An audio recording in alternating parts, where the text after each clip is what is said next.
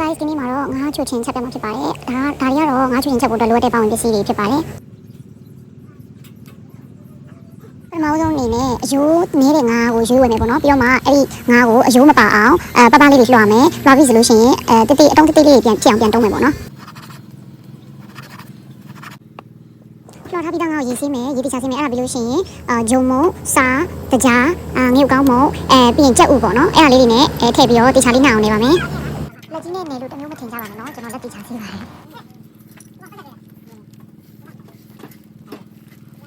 ယ်ငါးတွေနေထားပြီးဆိုလို့ရှိရင်ခဏနှက်ထားမယ်နှက်ထားတဲ့အချိန်မှာတခြားလိုအပ်တဲ့အစာပလာတွေလုပ်ထားမယ်ပေါ့နော်ကြက်သွန်ပြူထောင်းထားမယ်ပန်းမွှင်းကိုတိတိလေးပြောင်းလှထားမယ်ကြက်သွန်ကိုလေးလေးစိတ်ထားမယ်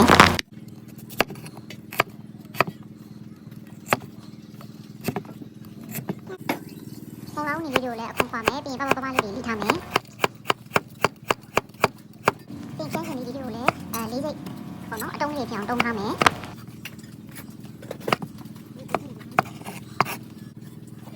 မရုပ်ပေါက်ထိပ်ကိုဖြတ်မယ်ပြီးအထက်ကအစာတွေကိုထုတ်မယ်ပြီးကျန်တဲ့အခွန်ကိုပပလေးကိုလိထားမယ်ပြင်ဒေအိုးထဲမှာစီထည့်ပြီးတော့ပြီးဖို့တင်မယ်စီပုတ်ပတ်ဆူလာပြီဆိုလို့ရှိရင်အစောကနှက်ထားတဲ့ဂျုံနဲ့ငါးနဲ့ရောပြီးနှက်ထားတဲ့ဟာကိုတစ်ခုချင်းထည့်ပြီးတော့ကြော်မယ်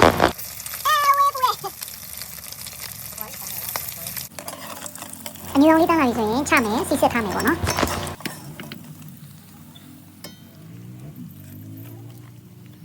နှက်ထားတဲ့ငါးတွေအားလုံးကြော်ပြီးတော့ပြီဆိုရင်ဒေအိုးအစ်စ်ပြန်တင်မယ်မိဖို့ပေါ်ပြီးလို့ရှိရင်စီထည့်မယ်စီလာပြီဆိုလို့ရှိရင်တက်ကန်ထည့်မယ်တက်ကန်ထည့်မယ်ပြင်မောင်လောင်းနေလေးထည့်မယ်ပြီးရင်ပန်းမွှင်းထည့်မယ်ထည့်ပြီးတော့ကြော်မယ်ပေါ့နော်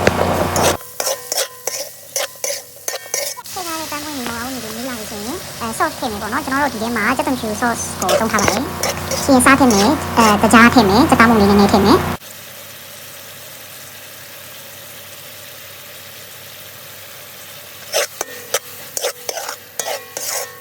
ပြီးရင်အချင်းအရသာလေးဝင်အောင်တမယာရေးလေးညှက်ထည့်ပါမယ်။